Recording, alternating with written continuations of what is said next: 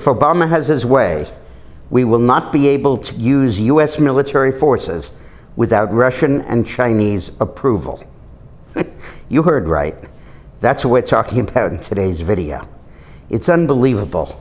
In our book, Screwed, that comes out on Tuesday of next week, we have a section that discusses the International Criminal Court, one of the greatest threats to our sovereignty that there is. Every other nation in the world, except us and Somalia, has signed an agreement giving the court jurisdiction over their citizens. And Obama and Hillary are pushing for the United States to accept the jurisdiction as well. Now, part of the International Criminal Court is fine. It's about war crimes, and they used it to go after Taylor, the Liberian dictator, and Milosevic, and so on. But the big problem is that it includes a new crime called aggression.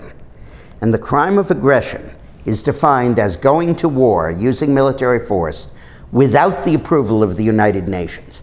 And of course, UN approval means Security Council approval, which means that it is not vetoed by Russia or China. And if you go to war without Security Council approval, like Bush did in Iraq, you then are liable for arrest, prosecution, and incarceration as a result.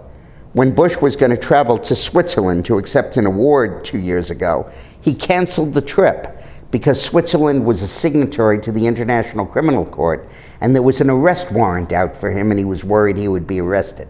And when he toured East Africa last year, they kept calling on the East African countries to arrest him while he was there.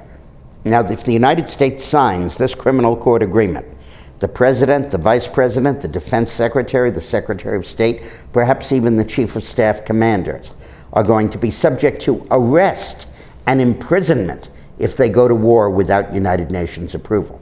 It is absolutely something that would defang the American military. It's the most unbelievable thing you can imagine.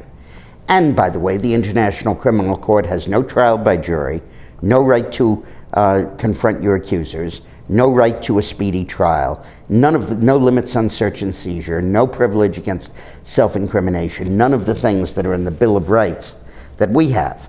And if a person is tried and convicted, tried in the United States and acquitted, and even if the acquittal is affirmed by the upper court, it can still be reviewed by the International Criminal Court, even if it was an American committing a crime against American citizens on American soil. It completely preempts the jurisdiction of the Congress in declaring war and of the United States court system in adjudicating guilt.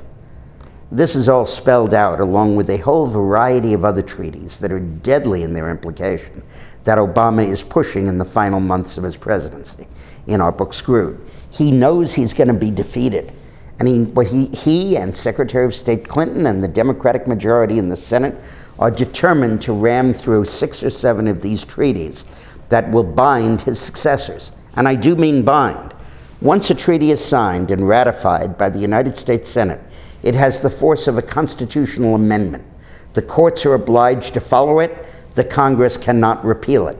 The only way out of it is to get all other 160 nations to agree to abrogate the treaty and let the United States out of it. This is such a threat. So read about it.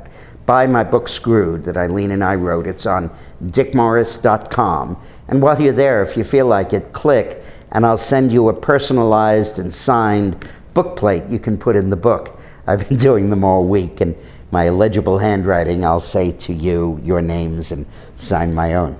So thanks a lot for watching.